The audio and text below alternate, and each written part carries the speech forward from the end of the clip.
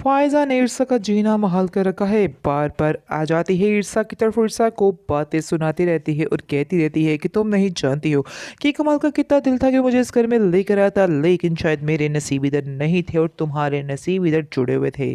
लेकिन मैं तुम्हें एक बात बताए देती हूँ कि अभी तक मैं उसके दिल से नहीं उतर पाई हूँ। ये सब बातें सुनकर ईर्ष्या काफ़ी परेशान हो जाती है और कहती है कि आपको शर्म आनी चाहिए इस तरह की बातें करते हुए। हालाँकि आप जानती हैं कि आप किसी और के नाम से मुंसलिक हो चुकी हैं, लेकिन फिर भी आपको इस चीज़ का एहसास नहीं हो रहा। इस तरह की बातें कर रही हैं, लेकिन आपको शर्म आनी चाहिए। इस पर वो कहती है कि मैं तुम्हें जो हकीकत थी वो बता रही हूँ और तुम्हें बता देती हूँ कि मोहतात रहना, कमाल का कोई भी भरोसा नहीं है। वो किसी वक़्त भी तुम्हें छोड़ सकता है, क्योंकि वो आइज़ल की बात को कभी झुठलाता नहीं है, हर वक़्त उसी की ही बात मानता है।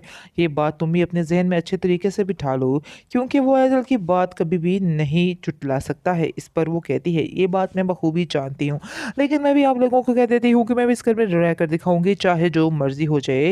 यानी कि काफ़ी ज़्यादा चैलेंज करती है, लेकिन उसको काफ़ी टेंशन हो जाती है कि आखिर ये हकीकत है या फिर झूठ है। इस तरह कमाल से उस बात का ज़िक्र करती है, कहती है कि आखिर असल वजह क्या है? क्या आप मुझे बता सकते हैं कि फ़ाइज़ा इस घर में बार-बार आकर मुझे ज़लील करने की कोशिश में क्यों लगी रहती है? बार-बार आकर इस चीज़ के बारे में क्यों कहती है कि वो इस घर में आना चाहती थी या आप उसको इस घर में लेके आना चाहते थे?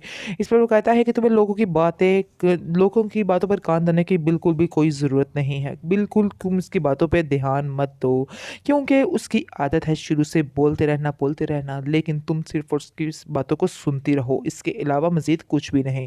क्योंकि ऐसे लोगों की आदत होती है दूसरे लोगों के घर बर्बाद करने की। ये बात तुम अपने ज़हन में रखो और जितनी जल्दी तुम इन बातों को अपने ज़हन में रखोगी, तुम्हारे लिए यही बातें बेहतर होंगी, वरना तुम्हारी ज़िंदगी भी अजीरन बनकर रह जाएगी।